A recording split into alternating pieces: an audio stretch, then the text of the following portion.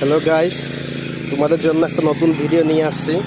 তো আমরা একটা ছোট মিনি পাওয়ার টিলার নতুন কিনে নিয়ে আসলাম আজকে। সেটা প্রথম হাল মারছি।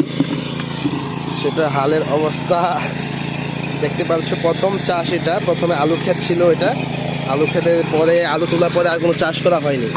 আজকে ফার্স্ট চাষ করা হচ্ছে মিনিমাম 2 মাস পরে। প্রথম যে চাষটা হয়, প্রথম চাষে এতটা ডিফারেন্স মনে হয় না যে চাষটা ভালো হচ্ছে না খারাপ হচ্ছে, কিছু বোঝা যাচ্ছে না, উপরে উপরে চলে যাচ্ছে।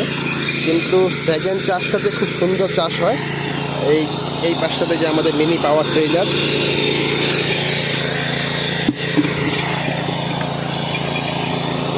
পাওয়ার টিলারটা খুব ছোট, কিন্তু ছোট হিসাবে যথেষ্ট ভালো পরিমাণে চাষ করে।